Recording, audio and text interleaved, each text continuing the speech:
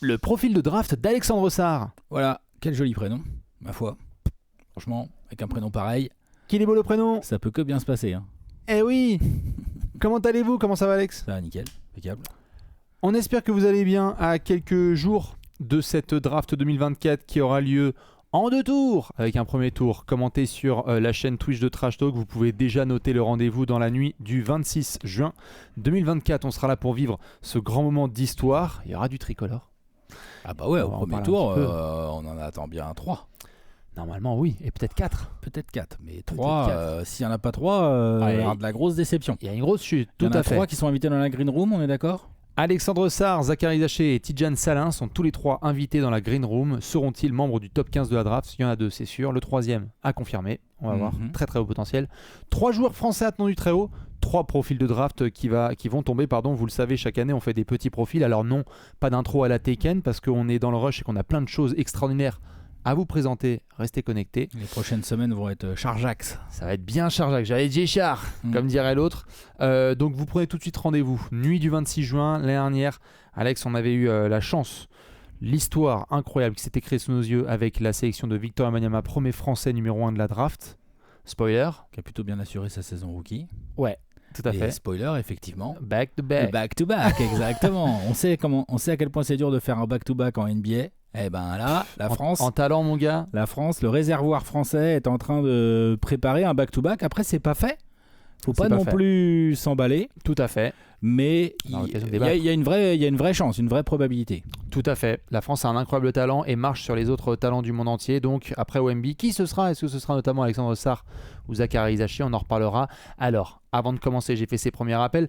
Autre rappel important, je sais que vous êtes toutes et tous fans à la fois de contenu sur la draft. Vous n'hésitez pas à foncer sur le site de Trash Talk. Il y a plein de profils incroyables qui sont réalisés par la rédaction. On vous présentera notamment Alexandre Sarr aujourd'hui. Il y aura aussi du Zachary Zaché et du Tidjane Salin. Il y a plein d'autres joueurs fantastiques qui sont attendus dans la draft, comme par exemple, je ne peux citer que Rich Shepard ou Ron Stephen Castle. Rob Dillingham, moi j'aime Rob bien. Dillingham, tout à fait, le grand J'aime Zaki. bien Ron Holland aussi, moi. Vous pouvez aller Dalton Knecht, Stephen Castle, Matas Bouzelis, Nikola Topic. Nikola Topic, à ne pas confondre avec Nikola Jovic ou Nikola Jokic. Exactement, plein Ah, de non, cracks à venir qui auront le prénom de Nicolas qui est aussi joli que le prénom d'Alexandre, hein, évidemment. Si Ça vous marche avez bien en ce NBA prénom. aussi, Nicolas. C'est J'avoue. une affaire qui déroule en ce moment. J'avoue, c'est pas mal.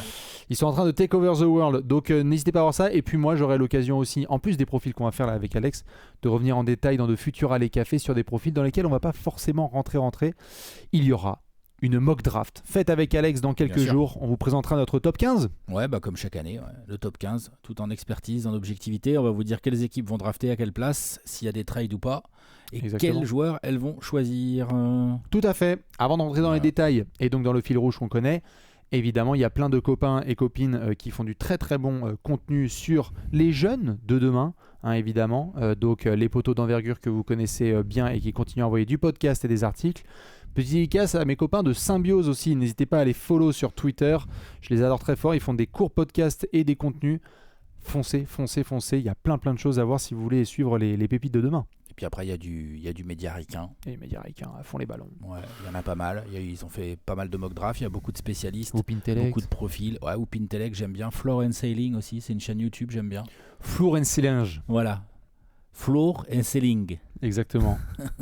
Le Non, plancher mais- et le plafond, quoi. Ouais, non, mais franchement, le nom de la chaîne est cool et les analyses, après, on peut être d'accord, pas d'accord, mais elles permettent au moins de. Si t'as pas le temps de te bouffer tous les matchs d'un joueur, bah t'as déjà une bonne petite idée là en 10 minutes là de ce qu'il sait faire, ce qu'il sait moins bien faire, quelques images. Enfin, Exactement. C'est bien ces chaînes-là.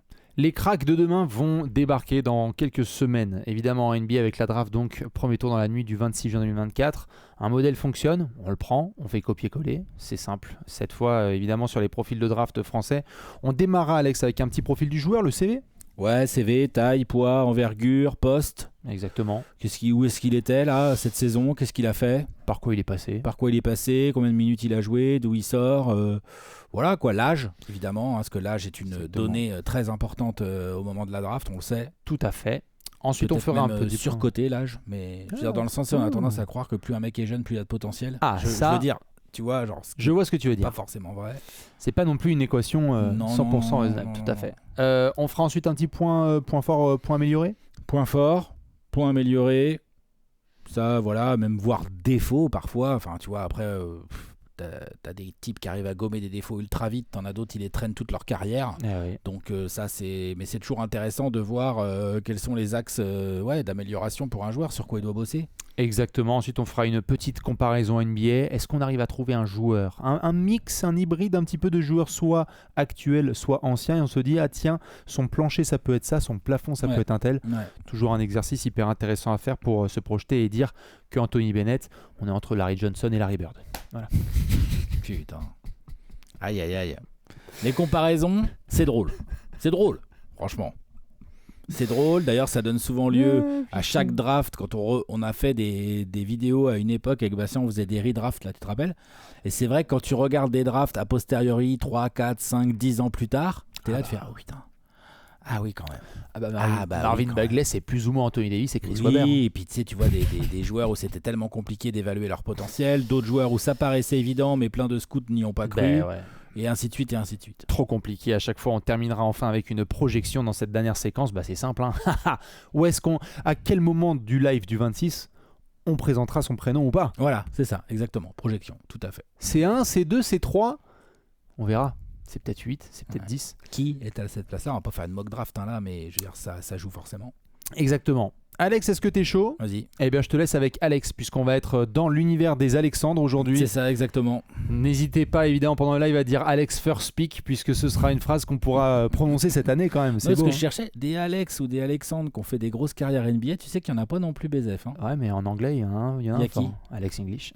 Ouais, Alex English, voilà. Mais tu vois, il n'y en a pas non plus. Oui. Nickel Alexander Walker, ça compte ou pas? Ça peut compter. Mais je crois que c'est Alexander Walker. Hein. Ouais. Je crois pas que ce soit son prénom. Hein. Non, mais c'est bon, oui, allez, parce qu'il y a Shai Gilgeous-Alexander dans ce cas-là aussi. Bah vas-y, à fond. J'aime bien. Mais c'est plus dans le nom de famille si j'ai bien suivi. Non, je te jure, il y en a pas non plus tant que ça. Alex Poitres. Ouais, voilà. Il y a Alexandre pas Volkov aussi. Alexander Volkov. Voilà, bon. Pavlovic, c'est Alexander. Voilà. Donc, il n'y en a pas non plus comme ça à 40 000. Voilà. Donc là, Alex Sarr, on compte sur toi, mon poteau. Voilà. Pour nous mettre ça bien comme il faut. Vas-y, puisque moi, le dernier, c'était Sébastien Telfer. Allez, sur cette belle transition, on va pouvoir enchaîner. Vous pouvez retrouver le profil complet, magnifiquement rédigé par Nicolas Méchel sur le site de Trash Talk. Alex, on commence tout de suite par ce fabuleux CV. Quelques informations sur son profil. On démarre. Alexandre Sarr, Alex, il est né en avril 2005. Il vient d'avoir 19 ans. Avril 2005. Ouais. Donc c'est ça, il vient de les avoir. Les 2005 arrivent en NBA. Les 19 ans, ouais, les 2005 arrivent en NBA, bien sûr. Donc, 19 ans qu'il vient d'avoir, 2,16 m, 98 kg, il les fait large, oui. Il les fait bien. Une belle envergure, puisqu'il a une envergure supérieure à sa taille. Hein, c'est un truc qu'on regarde souvent. Après, il y a des types qui ont des envergures de fou malades. Bien sûr. Là, il a une vraie belle envergure pour un joueur de 2,16 m. Tout à fait. Vas-y. Pardon. Non, j'allais dire très important. 2 informations, évidemment. Vous connaissez toujours tout ce qui concerne poids, taille, envergure. Il y a, entre guillemets, ce que dit Google et ce que dit la Street. Nouvelle règle qui a été implantée par la NBA dans la dernière convention collective. Tous les joueurs qui veulent aller à la draft sont obligés de passer par la draft combine. Donc on a des mesures officielles. En soi, on a mis celle-là. Ce qui est retombé un petit peu, c'est 2,16 m avec les chaussures. Ouais, alors ça c'est pareil, ouais, ok. Ouais, ça c'est toujours le truc, hein, mais Alexandre Sarr en tongs il fait 2,13 m quoi. Ouais. 98 à 100 kg, ça c'est à peu près vérifié. Et puis on est entre 2,18 m et 2,24 m en effet d'envergure. Ça après c'est en fonction s'il a bien dormi ou pas. Quoi. Non, mais donc c'est donc énorme. Il est grand. Il est grand, il est long. Tout à fait. Voilà, et quand il tend le bras, il peut attraper beaucoup de choses. Où est-ce qu'il est né, Alexandre Sarr? Il est né à Bordeaux. Eh oui. Ouais. C'est ça, hein. Il est né à Bordeaux, tout à fait. Il est passé ensuite par Toulouse, un petit peu. Ouais. Né à Bordeaux, passé par Toulouse. On n'a pas précisé, c'est le petit frère d'Olivier Sarr. Et j'allais y venir. Quand même, tout à fait, Alex, petit frère d'Olivier Sarr qu'on a vu. Petit par l'âge. Hein. Ah oui. Hein, parce que dans la famille Sarr, il y a des gènes un peu sérieux. Quoi, hein. Faut dormir en diagonale. Ça rigole pas. Quoi. Tout à fait, Olivier Sarr, évidemment, les fans king du size, Thunder. c'est un peu court. Régular. Les fans du Thunder connaissent bien Olivier Sarr, Alex. Ouais, exactement. Bon, il a plutôt pratiqué la G-League qu'autre chose pour avec l'instant. Le Blue, on verra.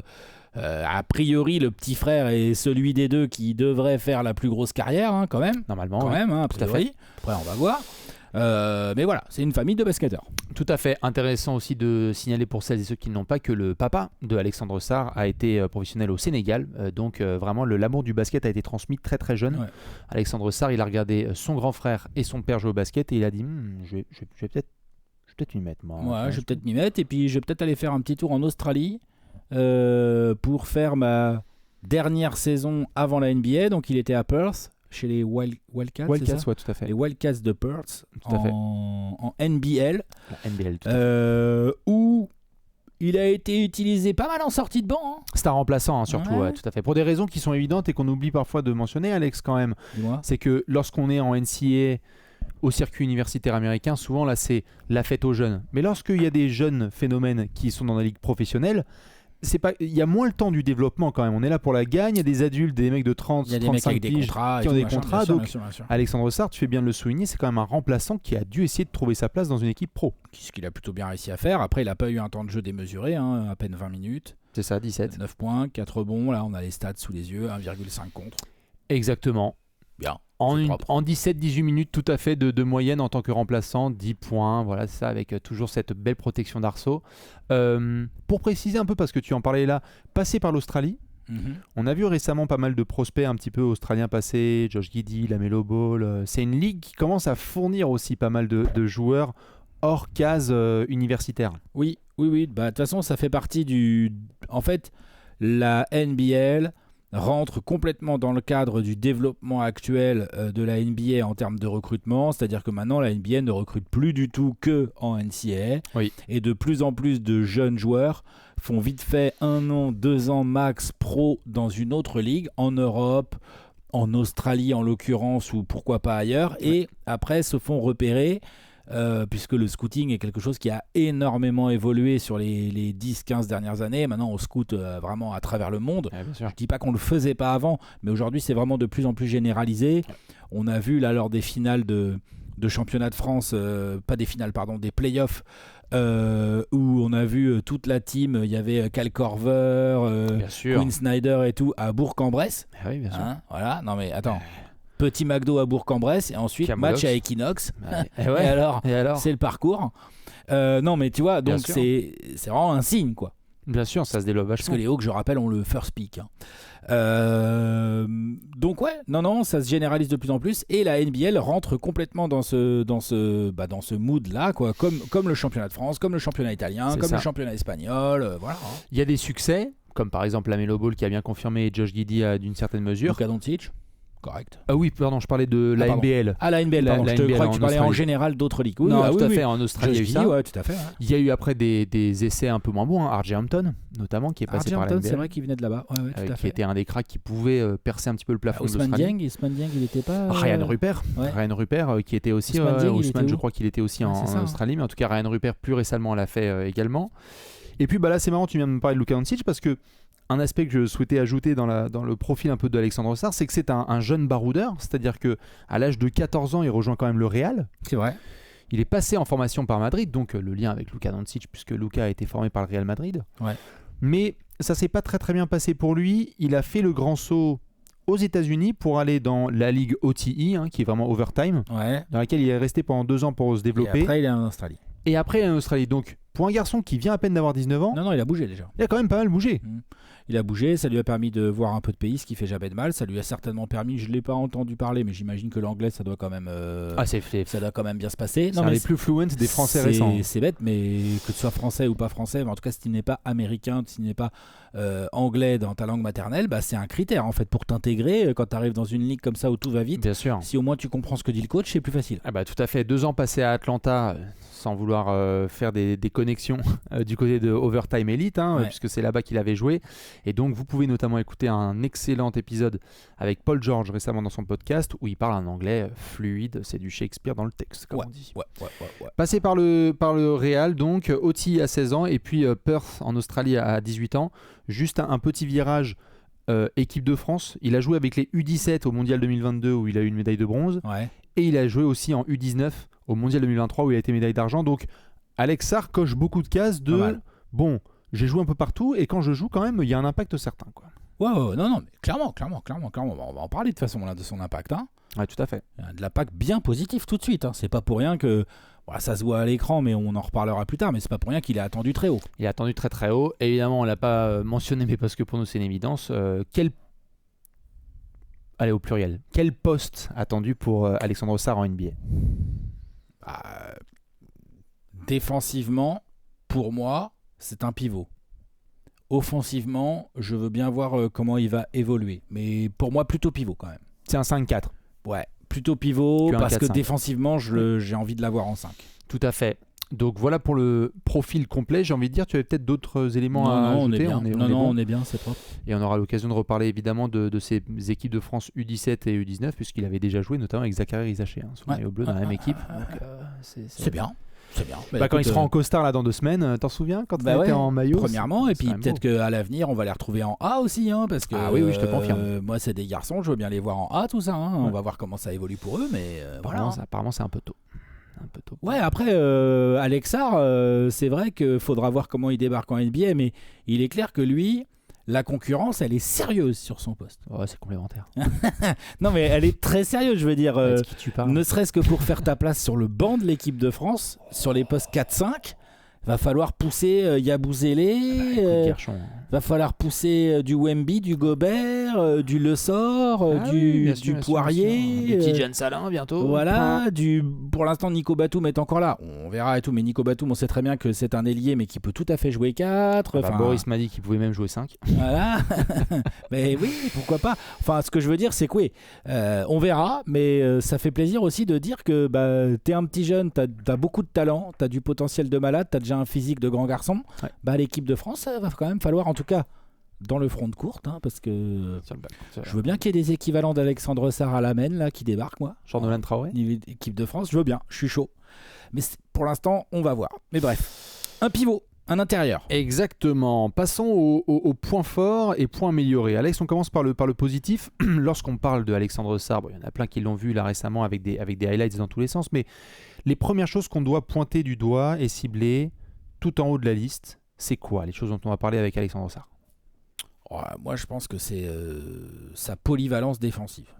Pour moi, c'est peut-être pas le meilleur mot, c'est polyvalence défensive. Je veux dire par là que, avec son physique, évidemment, et en plus, il a un bon sens du timing, notamment au contre. Donc, entre sa taille, sa longueur de bras, jolie mobilité, mine de rien, une bonne détente et du sens du timing, c'est sûr qu'en protection de cercle, normalement, Alex Sarr, c'est un sujet.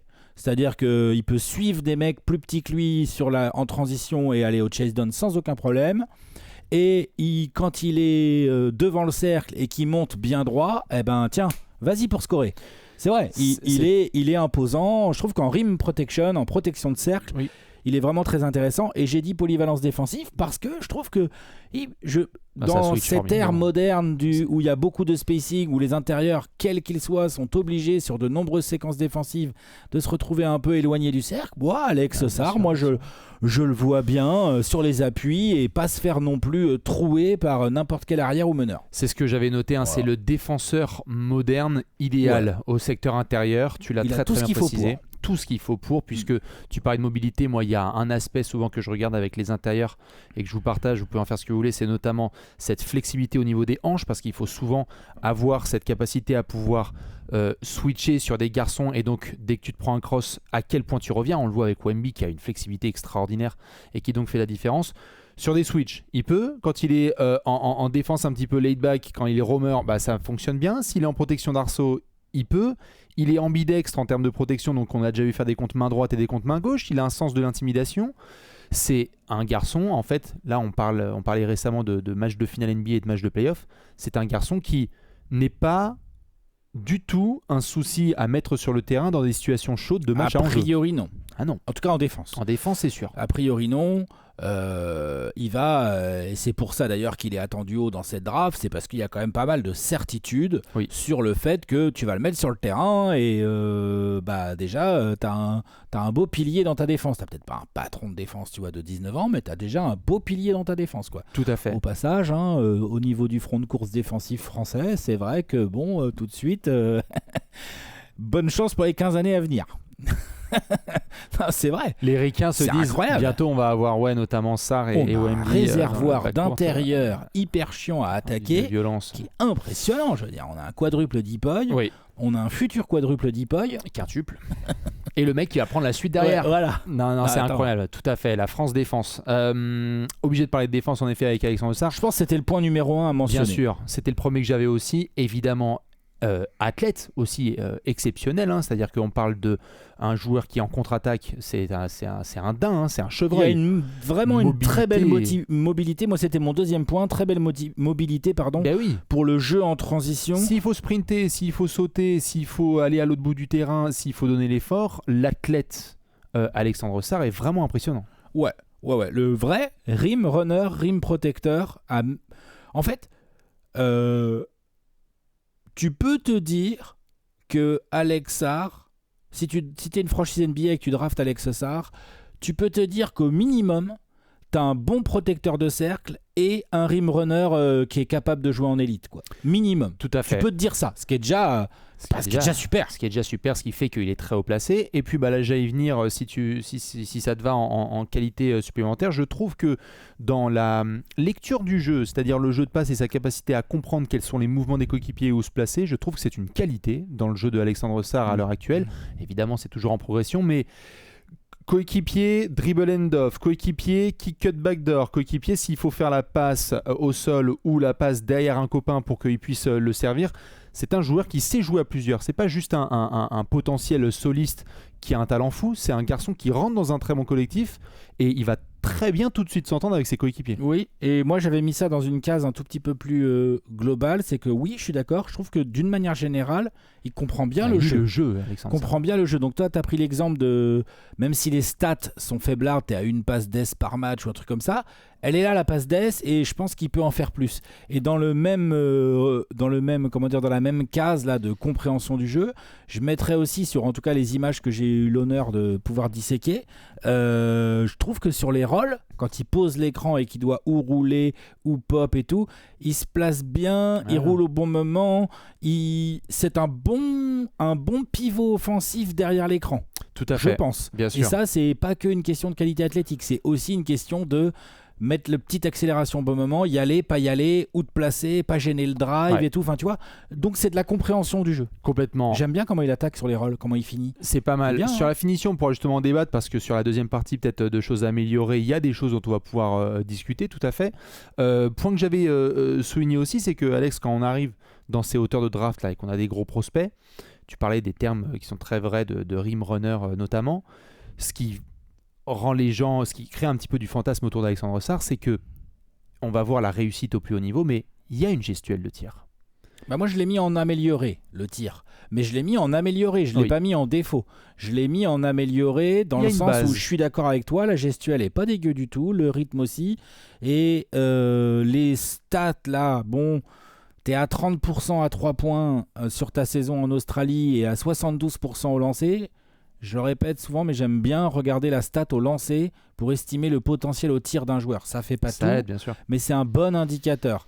Je préfère un mec qui a 30% à 3 points et 72, 73, voire plus de pourcentage au lancer, parce que la mécanique et tout, il y a une certaine sûreté, que le mec qui rentre pas ses lancers, où je me dis, il y a un coup de chaud de loin. Ouais, ou s'il rentre pas ses lancers, parce que les lancers, c'est de la concentration, c'est de la régularité. Et de la gestuelle et de la mécanique. Donc ça, il y a un vrai potentiel, mais je le mettrais plus en... Oui. Je sais pas si je le mets en point fort tout de suite. Je veux dire, demain, il arrive en NBA, Alex Sarr, s'il continue à rentrer que 30% de 3 points, c'est pas si dégueu, et en même temps, les teams vont le laisser shooter du coup. Non, tout à fait. En fait, c'est sûr et certain. Bien sûr, si je le mettais en point potentiellement positif, c'est que lorsque tu sors des termes comme par exemple rim runner, ce qui va venir souvent en tête, ce sont des profils à la Rudy Gobert ou à la Tyson Chandler notamment, et que donc le spacing doit être vu de manière totalement différente. Il existe un scénario dans lequel peut-être à l'avenir Alexandre Sarr sera un 5 qui space, et ça, il y a un côté un peu licorne avec ça, quoi. Ça c'est hyper intéressant. Si 2m16, si tu commences à avoir des pourcentages raisonnables à 3 points, avec ses qualités athlétiques et sa qualité défensive, ça c'est sûr que ça va commencer à être un gros sujet. Hein. Non, mais on est d'accord. Aujourd'hui, je l'ai mis en amélioré parce que ce n'est pas encore le cas. Tout à fait. Je pense pas que tu puisses dire c'est sûr. Tout à fait. Voilà. Dernier point moi que j'avais mis dans le positif, et tu me diras ce que tu as pu avoir de supplémentaire. beaucoup de scouts apprécient énormément des garçons qui sont capables de s'intégrer dans des collectifs. C'est-à-dire que c'est un garçon qui est passé par le Real, qui est passé par Overtime, qui est passé là par l'Australie. T'es jeune, on t'a dit t'es remplaçant, il a pas boudé. Non, a priori, bon gars. C'est une qualité Ah ben, je suis qu'on d'accord. prend parfois pour acquis, mais qui a souligné pour Alexandre Sarr. Non, a priori, bon gars. Moi, le dernier petit point, mais Vas-y, qui était vas-y. toujours dans ma lignée de comprend bien le jeu et tout, j'ai été assez impressionné, presque. C'est un des premiers trucs que tu vois que j'ai noté, quoi, tu vois. C'est les recovers du type. C'est-à-dire que il a les qualités athlétiques, la longueur de bras, la vitesse de déplacement, la taille, la bonne détente et tout, mais il l'utilise super bien. Ah ouais. Même quand il est battu sur certains drives ou un peu loin pour faire l'aide ou quoi, il a le cerveau, il a la vision, il a le niveau d'anticipation pour faire ce que j'appelle les recovers ou les coverage, quoi, les close out, voilà tous les mots anglais comme ça là, mais en gros. Je trouve qu'il se débrouille vraiment bien dans ce genre de domaine et il y a pas mal d'exemples. Alors après on verra parce que entre la NBL, sans faire offense à la NBL, après quand tu arrives en NBA, peut-être que tu arrivais à recover quand le meneur de je ne sais pas quelle équipe australienne te passait. Peut-être que Brisbane. quand c'est Ja Morant, c'est mort en fait. Tu Entre- vois. Donc ça, non mais. Entre Brisbane et Memphis, il y a un petit écart. Et encore, j'ai cité Ja Morant, mais j'ai vraiment pris l'exemple le plus fou. Mais je pense que même, hein, tu sais, des D'Angelo Russell où on se rend pas compte, ou des gars comme ça. Bien sûr, bien sûr. En fait, on a la sensation comme ça que ça. Non, en fait, tu recovers pas trop ces gars-là, ou tu as deux lancers pour l'adversaire. Enfin, Bien sûr, bien sûr. mais il a un vrai truc parce que il a un vrai truc de je me replace, je lâche pas le steak de l'action et je vais quand même faire un play défensif. J'aime bien. J'aime bien ça. Tout à fait, beaucoup de gens se sont émerveillés devant la saison rookie de Derek Lively, joueur différent évidemment, mais dans cette Joueurs capacité, différents, mais il y a des points communs. dans cette capacité justement à faire ces dernières décisions, quand tu es le phare de la défense et que tu dis attends, je suis à 1 contre 2, je vais faire le bon play. Mais Lively, t'as vu comment il roule lui aussi? Ouais, bien sûr. Après, c'est pareil. Hein. Ça dépend avec quel passeur tu tombes. Bon, Parce ça, que si ton passeur c'est Luka Doncic, c'est vrai que ça va être plus facile que si tes mecs c'est des trous noirs qui lâchent pas la balle ou quoi. bon, bah, j'espère qu'il aime Ça- Jordan Poole. Voilà.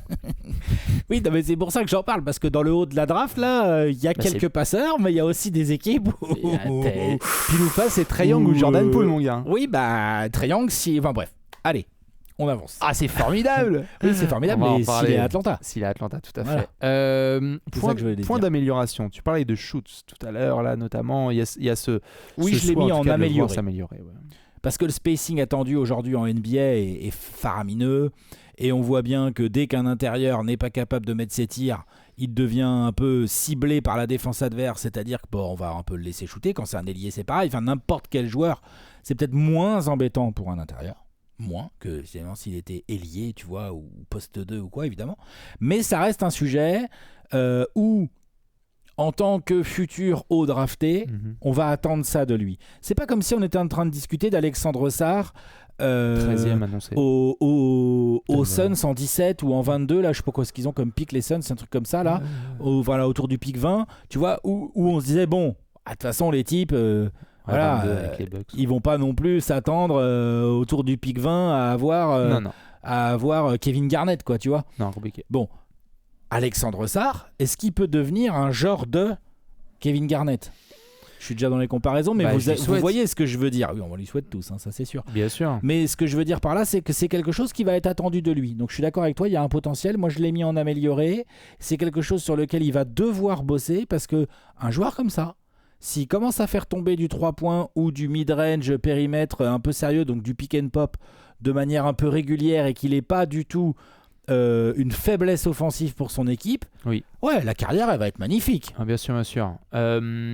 Moi, dans les points améliorés, c'est une grande question qui va m'animer tout au long de la carrière de Alexandre Sarr. C'est que, comme tu fais bien de le préciser là, on l'attend dans les places 1, 2, 3 de la draft et donc en potentiel numéro 1 de la draft. Est-ce que Alexandre Sarr peut être l'option 1 ou 2 offensive d'une équipe? Voilà. C'est une Ça vraie va dépendre de son interrogation. tir. Ça va dépendre de son tir notamment. Ça va dépendre aussi de son agressivité. Voilà, mais c'est-à-dire que offensivement, je trouve qu'il n'a pas forcément... Il a dit qu'il avait hâte d'arriver en NBA pour montrer plus de choses offensivement parce que là, à Perth, il a eu un rôle Il particulier. a eu un rôle en sortie de banc et Pas tout. Non, facile, complètement, je suis Tout à fait. d'accord. Mais est-ce que c'est un garçon qui, justement, va montrer que ça peut être une option forte offensivement autour de laquelle tu peux construire ou te reposer? C'est là qu'on voit les différences. On a vu Paolo Banchero être drafté en 1 et qui est devenu une force offensive majeure de sa franchise. On a vu Kate Cunningham, certes ça marche pas trop avec les Pistons collectivement, mais c'est une force majeure offensive. Et souvent, lorsqu'on est numéro 1 de draft, on essaye de voir si tu peux mettre la franchise sur ton dos aussi en attaque, quoi. Tout à fait. Ça passera par du tir pour lui. Ça passera Pas notamment que par du ça, shoot. mais notamment par du shoot. Tout à fait. Finition. Oui. Qu'est-ce que tu veux dire finition proche du cercle, toucher, utiliser la planche quand il y a du contact. Il y a un peu de travail. Ouais, je suis d'accord. Lorsqu'on se rapproche de l'arceau. En gros, quand il peut monter au dunk, tout va bien. Ouais. Quand, avec l'opposition NBA et les physiques de pépère qu'il va y avoir en face, il va falloir parfois finir différemment. J'attends de voir, mais j'y crois assez bien, moi. Crois. Ouais. J'y crois. Mais c'est à améliorer, c'est sûr. C'est à travailler. Le rebond. Le rebond. Moi, je pense qu'au rebond, il faut qu'il se prépare, Alex Sarr, à... tu parlais un peu parfois de son agressivité offensive. Je pense qu'aussi le rebond, c'est de l'envie, c'est de l'énergie. Je doute pas un seul instant qu'il ait tout ce qu'il faut pour réussir à devenir un bon rebondeur. Mais comme je pense quand même qu'il y a pas mal de chances qu'il fasse de longues séquences au poste 5, son équipe va avoir besoin de sa discipline au rebond. Et ça, on sait que pour un jeune joueur, c'est pas toujours forcément le plus facile. Et puis, comme il va être drafté haut, on va attendre beaucoup de choses de lui. Mais je pense que c'est quelque chose qu'il peut sécuriser. C'est, quand je dis dans les points à améliorer, c'est dans le sens... attention, il y a des gros boulimiques, des gros spécialistes du rebond offensif et tout.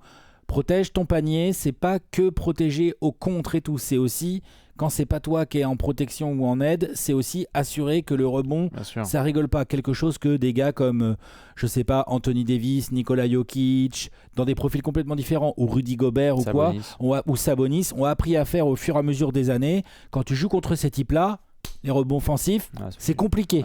Et ça, c'est important. Je pense qu'Alex Sarr s'inscrive là-dedans. Donc, je pense que c'est, de ce que j'ai vu, c'est un peu à améliorer. Après, encore une fois, on le juge sur un environnement qui n'a rien à voir avec la NBA. Donc, difficile à comparer. Le spacing ne sera pas le même. Le jeu. Le jeu n'est pas le même. Les shoots ne sont pas les mêmes. Donc, il y aura beaucoup de choses qui vont changer. Mais ça, il faut être dessus. Ouais. Exactement. Et puis moi, pour finir, évidemment, l'aspect qui parfois est très très très trop important chez les Américains, c'est que quand on parle de numéro 1 ou numéro 2 de draft, on parle aussi de personnalité forte et donc de leader potentiel. Il y a des garçons qui parfois ont ce truc en eux aussi, d'avoir un cran au-dessus. On a beaucoup de gens qui sont en train de se mettre à genoux devant le niveau de leadership d'un Luka Doncic par exemple, où on a pu parler d'autres garçons. On voit que Paolo Banchero, c'est bon, on a la réponse. Ouais, Paolo Banchero, ça rigole pas, je suis d'accord. Et donc on essaie de voir, est-ce qu'un Alexandre Sarr, c'est quelqu'un qui va, comme on l'a dit en qualité, s'inscrire dans un collectif, donc parfait coéquipier, ou est-ce que c'est aussi un garçon qui va dire, écoutez les gars, moi je suis numéro 1, numéro 2 de draft, j'ai le talent, j'ai l'éthique de travail pour, et donc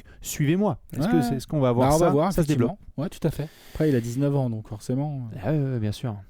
Après, il y a des garçons comme ça. Non, mais il y a des garçons qui débarquent, effectivement, mais lui, voilà, on va voir, effectivement, je suis d'accord. Quelques points améliorés, quelques points forts, ça fait quand même un beau profil. Joueur sérieux, franchement, ça fait plaisir.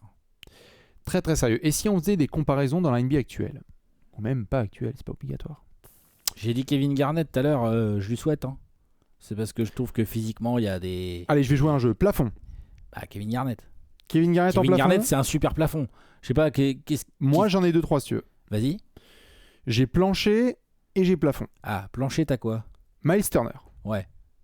Miles Turner, il a un meilleur shoot aujourd'hui, je pense, qu'Alex Sarr. Oui. Par contre, je pense qu'effectivement, Alex Sarr peut faire du contre à la Miles Turner. Miles Turner, au passage, qui n'est pas le rebondeur. Tu vois, des fois, on lui reproche. Donc, tu vois mon truc de rebond. Ça, bien sûr, bien sûr. Je peux te mettre un niveau au-dessus si tu veux. Vas-y. Evan Mobley. Quoi, tu le mets en plancher, Evan Mobley? Non, je passe à un niveau au-dessus, là. On est passé à un niveau au-dessus. Evan Mobley, il y a des points communs. Complètement d'accord. Je passe à un niveau... Il y a des gros points communs entre Evan Mobley et Alex Sarr, effectivement. Je suis d'accord. Jaren Jackson Jr. Jaren Jackson Jr., tout à fait. Ça peut. Après, Jaren Jackson Jr., à mon avis, c'est un peu moins un pivot que ne l'est Alex Sarr, mais oui, ce sont des intérieurs avec du potentiel à 3 points. Jaren Jackson qui est devenu une menace à 3 points. C'est une menace à 3 points, tout en étant un gros défenseur. Gestion des fautes, attention. Moi, j'ai un plafond parfait pour Alexandre Sarr. Personnellement, en ayant d'ailleurs revu certains de ses matchs à Kentucky, quand il n'était pas encore NBA. Et je lui souhaite, c'est Bam Adebayo. Ça serait génial, ça. Ouais, j'avoue, c'est pas mal. Parce que c'est pas une première option offensive. Non, mais le côté compréhension de jeu. Mais compréhension de jeu, j'aime bien, super protecteur d'arceau. qui n'est pas non plus qui a développé son jeu offensif. Tu sais, on disait toujours, Bam, il n'y a pas une preview de playoff sans qu'on dit, tu sais que Bam, quand il est agressif, au scoring... Non, mais il a réussi, parce que maintenant c'est un 20-10 All-Star. Hein. Et 20-10 All-Star, pilier de défense. Hein. Pilier de franchise défensif. Ouais, on est d'accord. Capable de faire des grandes finales NBA, par exemple. Même si tu les gagnes pas, il a fait des grandes finales l'année dernière, Bam Adebayo. J'adorerais que ce soit le projet à suivre. Ouais, oh la vache, ouais, ça serait super. Surtout que Bam Adebayo, bon, c'est un Il est athlète bien phénoménal, complémentaire mais avec il est plus petit qu'Alex Sarr. Alex Sarr, il est beaucoup plus grand. Hein. Après, Bam a cette carcasse. Attention. Je veux dire, il a Pierre, des épaules et une détente, mon Puis garçon. Alex Sarr, il a une belle détente, voilà, mais c'est Bam Adebayo, c'est n'importe quoi. Non, Il lèche l'horloge des 24. Ouais, bien sûr. Ok, ouais, c'est bien tout ça. Il y a d'autres noms qui te viennent un peu dans cet esprit-là ou pas? C'est comme s'il y avait une espèce d'échelle Miles Turner. Est-ce qu'il y a en dessous de Miles Turner en fait? C'est ça surtout la question. Peut-être qu'il y a des gens qui En disent. plancher, ouais, j'ai vu des gens parler de comparaison avec Mitchell Robinson ou Nick Claxton. Donc Nick Claxton avec un shoot. Du rim runner, quoi, tu vois, du rim runner pur, quoi, entre guillemets, quoi. Moi, je pense vraiment qu'Alex Sarr est déjà au-dessus de ça. Oh, quand même. Ouais, je pense qu'offensivement, il est déjà au-dessus de ça, mais ça va être à lui de le prouver. Il va falloir le prouver, par contre. Ouais, c'est. Ouais. Non? Si, il faut le prouver. J'essaie de trouver d'autres noms, mais on est dans ce range-là, quoi. Ouais, c'est déjà pas mal, hein. C'est-à-dire que comme si, quelque part, ton niveau de bust, et on lui souhaite pas, c'était d'être Mitchell Robinson, Nick Claxton, quoi. Ouais. Et tout en haut, Bam Adebayo, Kevin Garnett. Bon, C'est bien. On lui souhaite. On termine par une projection. Ouais. Là, on essaie de se projeter véritablement dans la draft à venir. Alex, j'ai l'impression qu'il y a une certitude dans cette draft 2024. Ouais. C'est que Alexandre Sarr ne passera pas les Wizards en 2. Non. Donc la question, c'est est-ce qu'il sera pris en 1? C'est 1 ou 2. Donc est-ce que les Hawks veulent drafter Alex Sarr? On en a déjà parlé dans un apéro où il y avait du monde à l'Arlequin, il y avait 400 personnes avec nous, et on se demandait bien si les Hawks allaient drafter en fait déjà. Et s'ils draftaient, est-ce que c'est pour accumuler des intérieurs, sachant qu'aux Hawks, il y a déjà Clint Capella. Dernière année de contrat. Voilà, dernière année de contrat, potentiellement c'est un asset de transfert.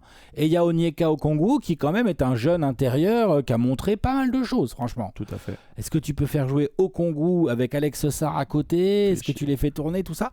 Donc à voir pour les Hawks. Moi, on en reparlera pour la mock draft, mais je suis pas sûr que les Hawks vont drafter en 1.